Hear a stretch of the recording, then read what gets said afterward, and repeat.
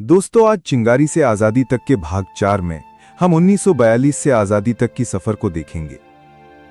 साल 1942 की बरसात में, जब पूरी दुनिया दूसरे विश्व युद्ध की आग में जल रही थी, भारत में एक नई चिंगारी फूट पड़ी।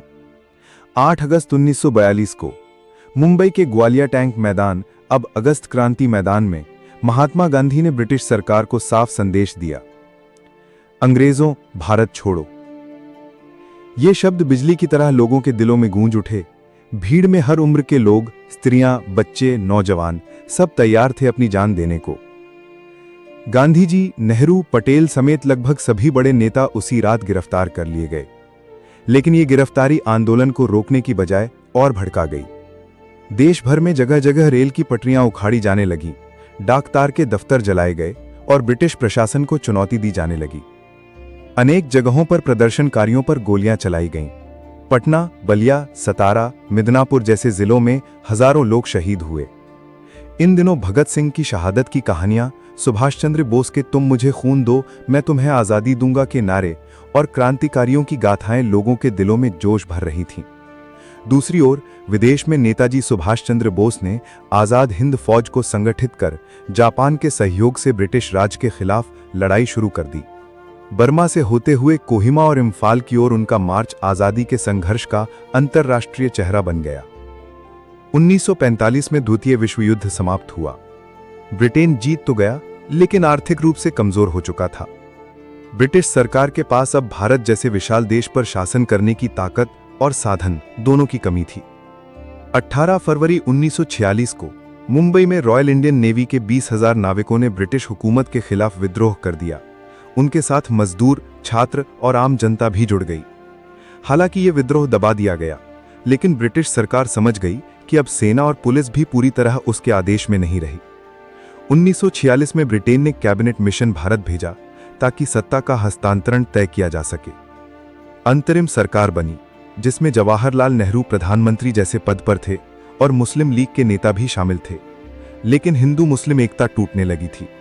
1947 आते आते मोहम्मद अली जिन्ना ने पाकिस्तान की मांग तेज कर दी। दंगों और सांप्रदायिक हिंसा में हजारों जानें गईं। ब्रिटिश सरकार ने तय किया कि सत्ता हस्तांतरण के साथ भारत का विभाजन भी होगा। 20 फरवरी 1947 को लॉर्ड माउंटबैटन भारत के अंतिम वायसराय बनकर आए। उन्होंने घोषणा की कि 15 अगस्त 1947 तक भारत आजाद होगा, लेकिन हिंदुस्तान और पाकिस्तान दो हिस्सों में। 14 अगस्त की रात दिल्ली में लाखों लोग जाग रहे थे। हर सड़क पर, हर चौराहे पर लोग वंदे मातरम और भारत माता की जय के नारे लगा रहे थे। रेडियो पर जवाहरलाल नेहरू की आवाज गूंजी, at the stroke of the midnight hour when the world sleeps, India will awake to life and freedom. 15 अगस्त की सुबह लाल किले के प्राचीर पर तिरंगा फहराया गया। लाखों आंखों में आंसू थे, लेकिन ये खुशी के आंसू थे। 200 साल की गुलामी के बाद भारत आजाद हो चुका था। दिल्ली में जश्न था, लेकिन गांधी जी उस दिन नोआखाली में थे, जहां हिंदू मुस्लिम दंगों को शांत कराने की कोशिश कर रहे थे। उनकी नजर में आजादी अधूरी थी, क्योंकि इसमें विभाजन का दर्द था। नेहरू ने लाल किले से भाषण देते हुए कहा, long years ago we made a tryst with destiny. भीड़ ने तिरंगे की ओर देखते हुए कसम खाई, इस देश को आगे बढ़ाना है, चाहे कितनी भी कठिनाइयां क्यों ना हो। स्वतंत्रता दिवस के इस पहले दिन हर गली, हर गांव में उन शहीदों को याद किया गया जिन्होंने अपना खून बहाया। क्रांति के गीत गाए गए, बच्चों ने तिरंगा हाथ में लेकर जुलूस निकाला। आजादी के साथ साथ लाखों लोग सीमा पार कर रहे थे।